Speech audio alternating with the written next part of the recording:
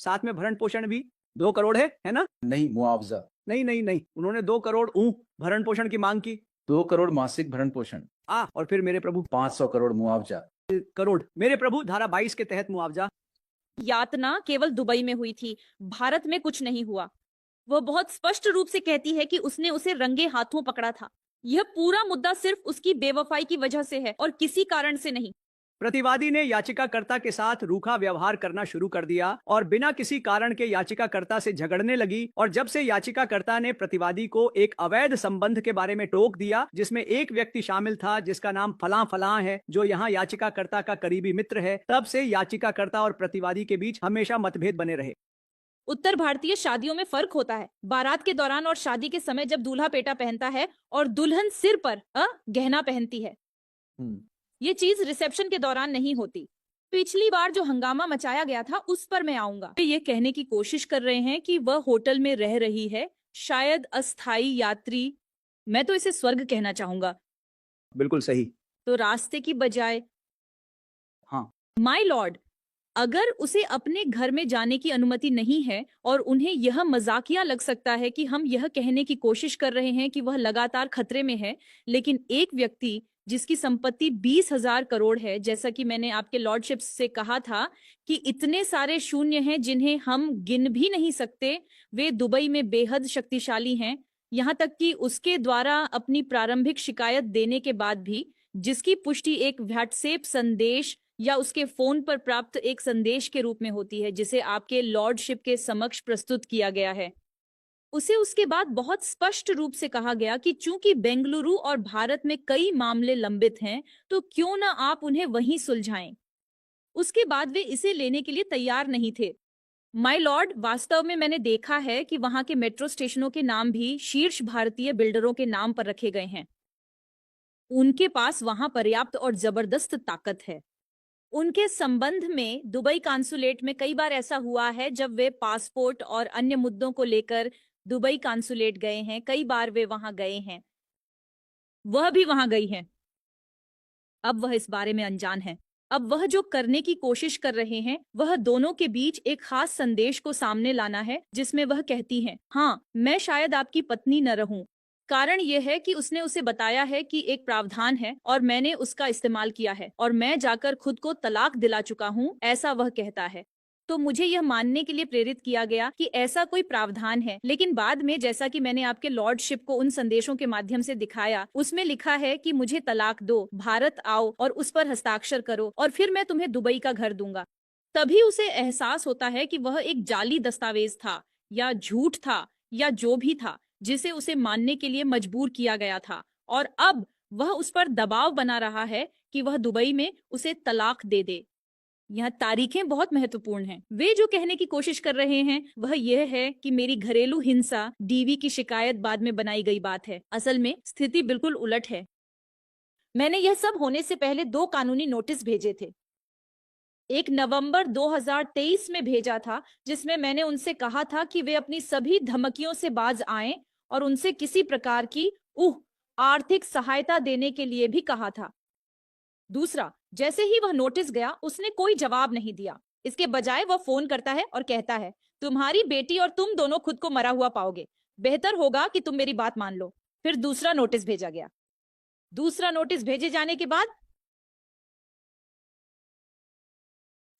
अब एमसी याचिका my Lord मुझे 23/20/24 को दी गई है।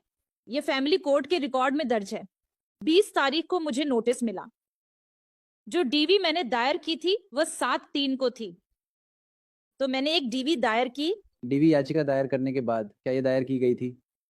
नहीं, ये शायद पहले दायर की गई थी, लेकिन मुझे नोटिस ठीक है। का नोटिस मुझे 20 तारीख को मिला, जबकि मेरी डीवी 7 तारीख को दायर की गई थी। लेकिन मेरे कानूनी नोटिस पिछले साल नवंबर में भेजे गए थे।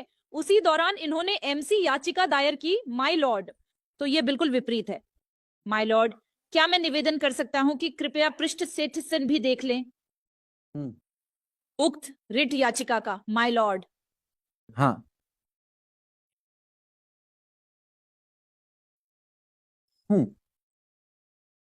यही बात वे कह रहे हैं कि शादी के बाद 2011 में रूस में वे सीधे यहां आए और स्पेशल मैरिज एक्ट के तहत रजिस्ट्रेशन कराया। हम्म कृपया ये फोटो देखें। हम्म यही खुद दिखाता है कि हिंदू विवाह हुआ था। ओह क्योंकि वह पहन रही है, ठीक है। वह और अगर ये रिसेप्शन का दिन है तो नहीं माय लॉर्ड। उत्तर भारतीय शादियों में फर्क होता है। बारात के दौरान और शादी के समय जब दूल्हा पेटा पहनता है और दुल्हन सिर पर गहना पहनती है, हम्म ये चीज रिसेप्शन के दौरान नहीं होती। हम्म तो जैसा कि माय लॉर्ड अक्सर कहते हैं, कुछ मामलों में आत्मगोल ये उन्हीं में से एक है। तो शादी हुई थी, उसके बाद इसका रजिस्ट्रेशन हुआ और एक शादी एम्बेसी स्कूल में भी हुई थी। बेंगलुरु के लगभग सभी प्रमुख लोग वहां मौजूद थे। बहुत भव्य समारोह था देखने के लिए। और 2011 2014 11 क्या है? 11 रूस में है, वहां रजिस्ट्रेशन हुआ था। माय लॉर्ड 2008 से दोनों साथ में हैं 2014 में आप शादी किसके अनुसार? भारत में, और यह विशेष अधिनियम के तहत। उस शादी का रजिस्ट्रेशन सर्टिफिकेट कहाँ है? वह शादी उन्होंने यहाँ प्रस्तुत किया है। 2014। 2014 हाँ शादी नहीं हुई। यही मैं पूछ रहा हूँ। नहीं नहीं, सीनियर काउंसिल ने कहा था कि 2014 में आप यहाँ शादी करते हैं। आपने यहाँ उस शादी का रजिस्ट्रेशन नहीं कराया। भारतीय शादी के बाद यह विवाह पंजीकरण है। भारतीय शादी कब हुई थी? इससे कुछ दिन पहले माय लॉर्ड, ये 16 तारीख है, ये 24 मई को पंजीकृत हुआ था। ओह ये 14 है। 2014 2014 में। सही है, आप सही हैं। और उनका विवाह लगभग 16 तारीख को हुआ था। ठीक है, 16 मई। प्रमाण पत्र है केवल 2014 का ही। कृपया कृपया। ये पहले से संपन्न विवाह का है। हाँ ठीक है ना। और इसलिए यह कहना कि वही एकमात्र शादी थी असत्य है। यही वह शादी है जो हुई है। माय लॉर्ड कृपया पृष्ठ 72 भी देखें। हाँ माय लॉर्ड, उससे पहले पृष्ठ 6 कृपया गवाहों को देखें। पिछली बार जो हंगामा मचाया गया था उस पर मैं आऊंगा। क्यों? गवाह कौन से? अनावश्यक है। ये अनावश्यक नहीं है, क्योंकि यही पूरे मामले का मुख्य बिंदु होगा, क्योंकि हमें यह दिखाना है कि जो आपसी सहमति वे दावा कर रहे हैं कि भारत में दायर की गई थी वह नहीं थी। माय लॉर्ड कृपया पृष्ठ 72 पर जाए। नहीं, आपने गवाहों के बारे में क्यों कहा? माय लॉर्ड, इसका असर इस पर पड़ेगा कि यह आपसी सहमति का मामला किसने दायर किया, भले ही वह मौजूद न हो। माय लॉर्ड, अगर ये हो रहा है, पृष्ठ 70। सवाल उठाया जा रहा है, गंभीर मुद्दा है। क्योंकि अगर मेरे लंदन मित्र उन अनुच्छेदों पर निर्भर हैं जिसमें वकील के खिलाफ आरोप लगाए गए, शुरुआत गंभीर मुद्दा है। उन्होंने शुरुआत हमें स्पष्ट होना चाहिए माय लॉर्ड। चलिए। वे नहीं चाहे तो मैं भी रुकूंगा। हाँ हाँ। अगर वे आगे नहीं बढ़ाना चाहते मैं आगे नहीं बढ़ूंगा, लेकिन अगर वे वकील के खिलाफ कहाँ गए? नहीं वे नहीं हैं। उन्होंने अपने पैरा में सिर्फ इतना ही कहा है कि पूरी एमसी याचिका मनगढ़ंत थी। वह तब दायर की गई जब वह वहां नहीं थी और बाद में सुविधाजनक तरीके से वापस ले ली गई। और माय लॉर्ड, मैं आपको पृष्ठ 20 पे ले चलूंगा। माय लॉर्ड कृपया देखें, ये 2020 की एमसी याचिका है। 17/06/2020 माननीय जी। अब यदि माय लॉर्ड अगला पृष्ठ देखें तो यह सत्यापन शपथ पत्र है। 033/2020 हाँ 03/03/2020 को वह अपना सत्यापन शपथ पत्र दाखिल करती है, जो एक नोटरी के समक्ष नोटराइज किया गया है, लेकिन इसे 17/06/2020 को यानी 3 महीने बाद दाखिल किया गया। कारण यह है कि 03/03 की तारीख दी गई है और यह पूरी प्रक्रिया पंजीकृत और नोटराइज की गई है, इस तथ्य को ध्यान में रखते हुए कि उन्होंने यह गणना की कि वह कब देश में थी और इसलिए यह तारीख डाली गई है। लेकिन जब इसे दाखिल किया गया तो वह वास्तव में 1706 थी। 0303 0303 और 1706 3 महीने बाद। आमतौर पर एक सत्यापन शपथ पत्र 24/03 से 3 महीने तक अदालतें बंद थीं। कोविड। सही है, यही बात मैं कहने जा रहा हूँ। तो 2020 में अब वे कहते हैं कोविड काल को देखते हुए हम आगे नहीं बढ़ सके, और वह उन्होंने ऐसा कहा ना? माय लॉर्ड, मैं उनकी याचिका पर आता हूँ। ठीक है, ठीक है। हाँ हम तो अब वे जो दावा कर रहे हैं वह यह है कि हमने एमसी याचिका दायर की थी, लेकिन वह उसकी जिद पर थी। वह दावा करता है कि प्रतिवादी ही थी जिसने जोर दिया, चलो दुबई के दूतावास चलते हैं और वहीं इसे रजिस्टर करवा लेते हैं। और फिर वे कहते हैं कि यहाँ इस एमसी याचिका में एक आवेदन दायर किया गया था आपसी सहमति से, जिसमें तारीख आगे बढ़ाने की मांग की गई थी। फिर वे कहते हैं कि कोविड को देखते हुए उन्होंने इसे आगे नहीं बढ़ाया और फिर बाद में कहते हैं कि 2 साल बाद यह याचिका अभियोजन न होने के कारण खारिज कर दी गई। अब अगर वे कहते हैं कि दूतावास में रजिस्ट्रेशन उसी के जोर देने पर हुआ था तो वह आकर इसे पूरा कर देती। तो उनके प्रस्तुतिकरण का मूल बिंदु यह है कि तलाक कानून के अनुसार नहीं हुआ है, बिल्कुल सही आपके। तो डीवी याचिका स्वीकार्य है। डीवी स्वीकार्य है। अब एक पल के लिए मान लेते हैं कि वे कहते हैं कि ऐसा कुछ था, वह विवाह जिसे मुझे चुनौती देनी है। क्या अदालतों ने स्पष्ट रूप से कहा है कि चाहे विवाह कायम हो या तलाक हो चुका हो, अगर महिला को उसके पति द्वारा अब भी परेशान किया जाता है तो वह अब भी हकदार है। तो सबसे खराब स्थिति में भी मैं फिर भी घरेलू हिंसा याचिका बनाए रखने की हकदार रहूंगी।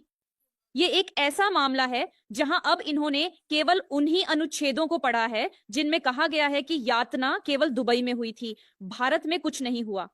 वह बहुत स्पष्ट रूप से कहती है कि उसने उसे रंगे हाथों पकड़ा था। यह पूरा मुद्दा सिर्फ उसकी बेवफाई की वजह से है और किसी कारण से नहीं। और माय लॉर्ड, अगर वे रुकते हैं, वे इस महिला को एक रूसी महिला के पारंपरिक स्टीरियोटाइप में दिखाने की कोशिश कर रहे हैं, यह कहते हुए कि वह उसके पैसों के पीछे है। नहीं, उसने पुनर्स्थापन रेस्टिट्यूशन की याचिका दायर की है। अगर पुनर्स्थापन की याचिका है तो माय लॉर्ड, अगर वह इसके लिए सहमत होता है तो इस रकम का सवाल ही कहां उठता है।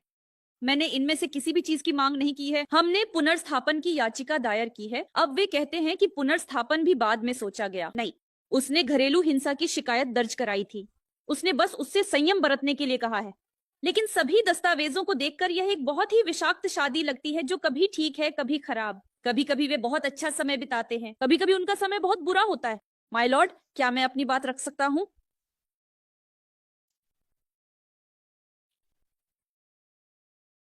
सर, हाँ। माय लॉर्ड्स, मैं पहलू पर ध्यान आकर्षित करना चाहता हूँ। मेरे प्रभु, हमने जो बिंदु उठाए हैं उनमें से एक यह भी है माय लॉर्ड कि शादी रूसी कानून के अनुसार समाप्त हो चुकी है। यहां तक कि जब आपकी महोदयता उस याचिका में किए गए आरोपों को देखती है जो डिवीजन बेंच कोर्ट के समक्ष दायर की गई है, तो सभी आरोप दुबई में हुई घटनाओं से संबंधित हैं। अब जो प्रश्न मैं आपकी महोदयता के विचारार्थ प्रस्तुत करता हूं, जो बिंदु मैं उठाता हूं, आपकी महोदयता के विचारार्थ प्रस्तुत करता हूं, वह है कृत्यों के संदर्भ में। क्योंकि हम 492 में हैं महोदय, मैं मान लेता हूं कि शिकायत में जो कुछ भी कहा गया है वह सत्य है। दुबई में घटित होने वाले कथित कृत्यों के संबंध में क्या बेंगलुरु कोर्ट के समक्ष याचिका विचारणीय है, यही प्रश्न है। और इस संदर्भ में महोदय मैं कहना चाहता हूं, इसीलिए महोदय मैं आपकी महोदयता को दिखाना चाहता हूं कि उनकी शिकायत या डिवीजन बेंच कोर्ट के समक्ष दायर याचिका का सार क्या है। वह यह है कि दुबई में यह सब हुआ। और फिर महोदय, मेरी यह दलील होगी कि वे यहां याचिका दायर कर रहे हैं, आ रहे हैं, और भले ही वे बेंगलुरु में 1 दिन 2 दिन 3 दिन के लिए रुके हों, वे केवल राहगीर थे। वह भी एक राहगीर थी। मैं यह शब्द खुद नहीं इस्तेमाल कर रहा हूं महोदय, सुप्रीम कोर्ट ने यह शब्द इस्तेमाल किया है कि आप यह नहीं कह सकते कि आप होटल का कमरा लेंगे और फिर कहेंगे मैं अभी भी वहीं निवास कर रहा हूं, इसलिए हम उस डिग्री को मान्यता नहीं देंगे। महोदय, जहां तक यहां प्रतिवादी का सवाल है, जहां तक बेंगलुरु कोर्ट का सवाल है, वह एक राहगीर हैं। और इसीलिए महोदय, मैं आपके समक्ष उस याचिका के कथनों को प्रस्तुत करना चाहता हूं जो दायर की गई है, जो बहुत महत्वपूर्ण है क्योंकि प्रतिवादी के रवैये और व्यवहार में एक बड़ा बदलाव आया था। प्रतिवादी ने याचिकाकर्ता के साथ रूखा व्यवहार करना शुरू कर दिया और बिना किसी कारण के याचिकाकर्ता से झगड़ने लगी। और जब से याचिकाकर्ता ने प्रतिवादी को एक अवैध संबंध के बारे में टोक दिया जिसमें एक व्यक्ति शामिल था जिसका नाम फलां फलां है, जो यहाँ याचिकाकर्ता का करीबी मित्र है, तब से याचिकाकर्ता और प्रतिवादी के बीच हमेशा मतभेद बने रहे। यह भी प्रस्तुत किया गया है कि 2019 से याचिकाकर्ता और प्रतिवादी के बीच संबंध इस कारण से बिगड़ गए हैं कि प्रतिवादी ने याचिकाकर्ता के एक मित्र जिसका नाम फलां फलां है के साथ अवैध संबंध बना लिया था। प्रतिवादी है, इसका वास्तव में पूरा उद्देश्य केवल पैसे वसूलना है, क्योंकि बाकी सब मेरे प्रभु ये है, ओह वह कितना अमीर आदमी है, अब उसे मुझे इतना पैसा देना ही होगा, मैं इसलिए ओह भरण पोषण, यही प्रार्थना है मेरे प्रभु। साथ में भरण पोषण भी 2 करोड़ है ना? नहीं, मुआवजा। नहीं, उन्होंने 2 करोड़ भरण पोषण की मांग की। 2 करोड़ मासिक भरण पोषण, और फिर मेरे प्रभु 500 करोड़ मुआवजा। करोड़ मेरे प्रभु धारा 22 के तहत मुआवजा।